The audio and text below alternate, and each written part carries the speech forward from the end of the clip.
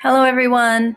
Today's tech tip is about making grading easier within Google Classroom. I don't know about you, but this grading part is probably the most overwhelming part of the distance learning.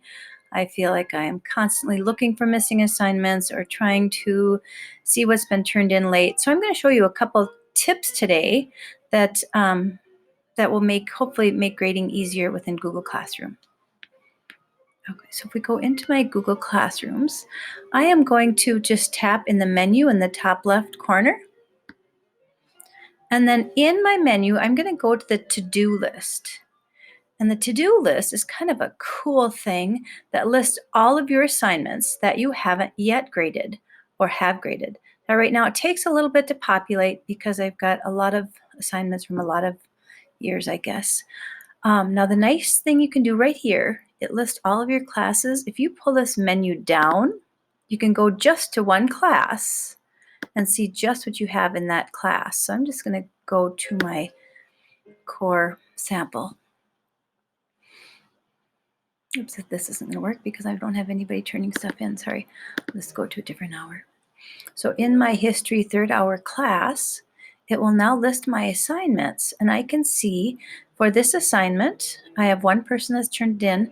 Now I have graded 27 assignments, and so one person has turned this in that I have not checked yet. So it's easy for me to go in, check it, and then add it into my gradebook or into Canvas. If I go down a little bit farther, I've got 3 turned in, 11 assigned means that 11 people have not completed this assignment. So it's kind of just a nice way to look at your assignments. I can click on this and it will take me right into that assignment, and I can grade that one assignment that is missing or late.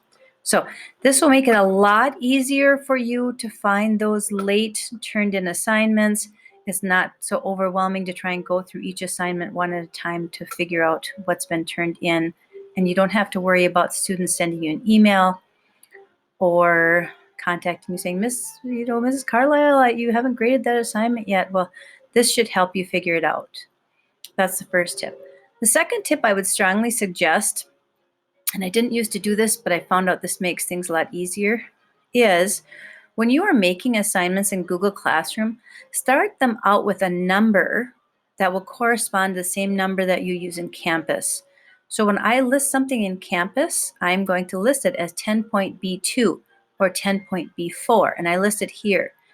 This makes things way easier for students who have missing work to find out exactly what's missing. The same thing with a parent.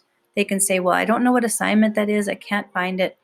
If you have the name listed very first on your assignment list and you have the name listed very first in Canvas, it's very easy for everyone to be able to figure out what needs to be done or what's missing.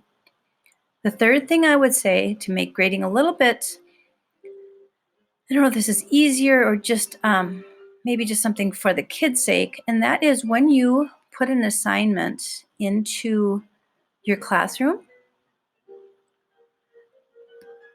a lot of times we put due dates on assignments, but we don't put always time.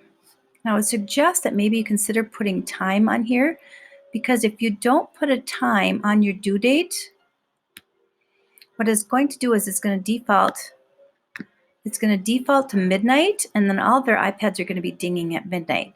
So what I've done is I just put 3 o'clock every day, 3 p.m., just to kind of give them a reminder. Their iPad will ding and it will say, hey, your assignment is due, and then hopefully they'll get that in for you. So just something to think about. Number 1, putting down numbers. 2, adding a time.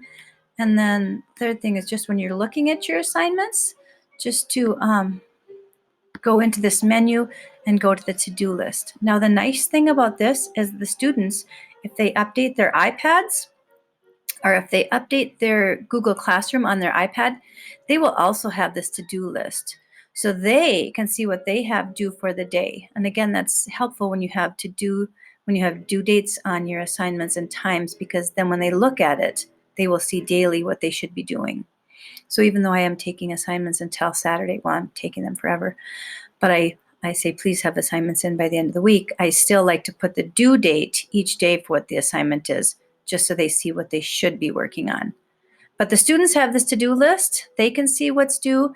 and then encourage them to also mark it as done, mark as turned in when they complete it. And hopefully those few tips will help you. I know it's helped me kind of with this overwhelming part of homework coming in, but now I can see it more easily with my to-do list. Have a good day.